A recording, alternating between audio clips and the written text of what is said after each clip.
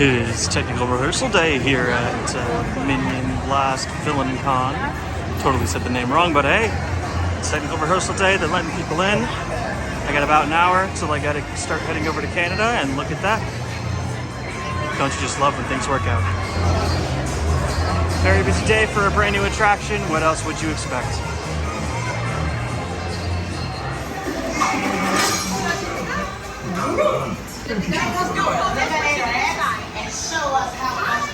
Anti-Venom identified. Prepare to be vaporized.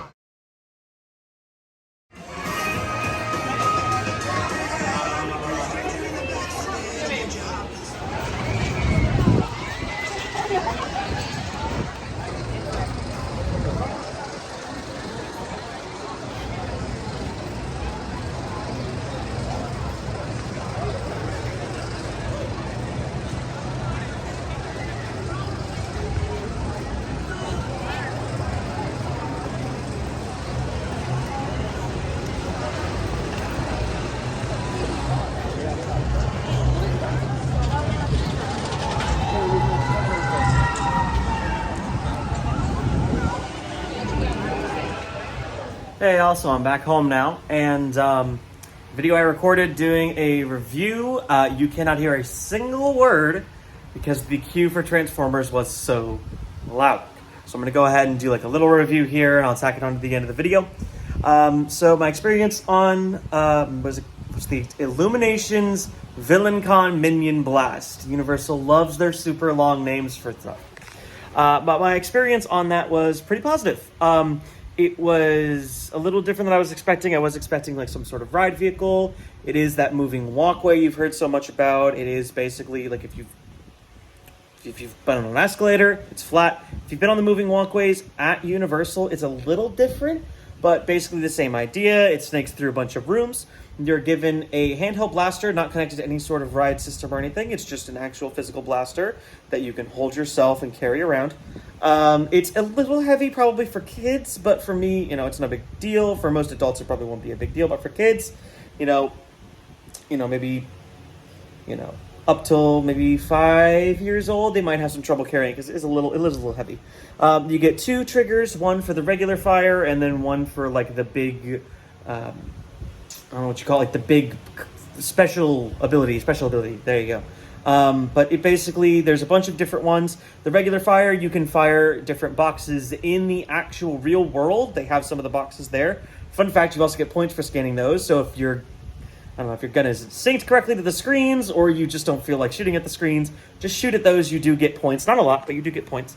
And inside the game as well, if you shoot those boxes, your regular fire changes. There's also other boxes you can shoot that give you the special ability fire. Those, it seems, give you different levels of points and do different things. For example, there's Ice Shot, where it'll slow things down so you can shoot them better.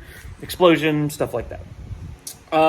It is cool to see that even for something I do like about Men in Black and about Villain Con is that you get points for missing, basically. And as long as you're shooting the gun, you get points. I don't know if that's exactly true for Villain Con, but I know, for example, one of the sections there is in like a grid Tron type thing, and there's like mountain grid textures behind your villain there. If you shoot those, you do get points. So even if the kid's trying to shoot at the big evil person and they miss and just shoot that facade there, they still get some points, which is nice. The only thing I don't like about the ride is, of course, what I think a lot of people's, maybe not issue, but sort of problem with the ride is that there is no ride vehicle.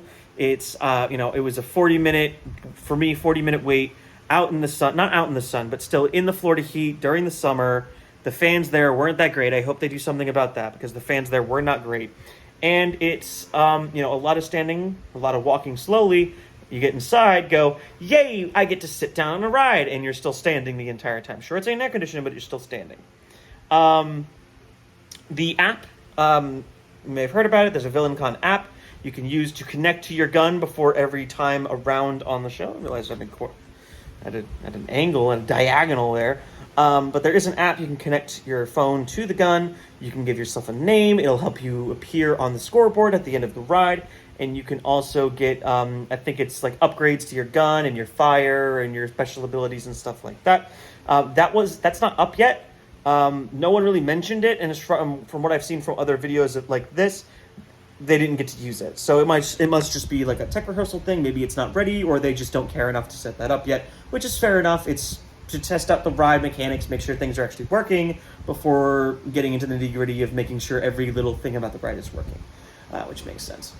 The internal design, a lot of people crap on Universal for their screens, but these ones are, I won't say internalized into the facade very well, but everything's themed. So like you get to the Roman Colosseum section where the screen's covered in like I want to say it's like a museum or something, and there's pillars and columns and stuff in the real world to help sort of sell that. And the cool thing is, like, even those little facade elements like the pillars and stuff, a lot of those will have screens on them, which are also interactable, which is very cool. The whole system itself, sort of using augmented reality to play a game that's also a ride, very cool. Rewritability, going to be very, very, very high up there. I can see myself maybe on like a Horror Nights day where the ride is cleared out for people who are just running away from Horror Nights and going over to islands. I can totally see myself just writing it over and over and over again, trying to get a high score. Right now, my high score, you saw it earlier, is about 600K. But I do definitely think it's going to be one of those. I think in general, Minion Land, between Minion Mayhem, VillainCon, and just that whole area with all of those little shops and stuff, that's going to be a big people eater for the Universal side. Once again, I'm happy to see that the Minion section is just going to be front and center. Grab all the kids, throw them right there as soon as people walk in. So for people like us who have specific rides in mind they want to go do and know the map and are not here on our first vacation, if I want to go ride Men in Black 10 times in the first hour and then get on Gringotts at a 40-minute wait, thanks to VillainCon, it's going to be easier than ever, which is nice. But as far as I can tell, that's all I really have to say about VillainCon. Fun attraction. I got to get into the habit of calling it an attraction, not a ride, but fun attraction, fun game. I like all of the new stores, even though I really miss the Universal Monsters Cafe. It will forever be missed. I would say worthy replacement for Shrek, and even surpassing Shrek. Shrek was fine for the time, but it got outdated very quickly, and that's why it's gone. So I think VillainCon is a very good replacement for it. But yeah, that's about all I have to say. So thanks for watching. Peace.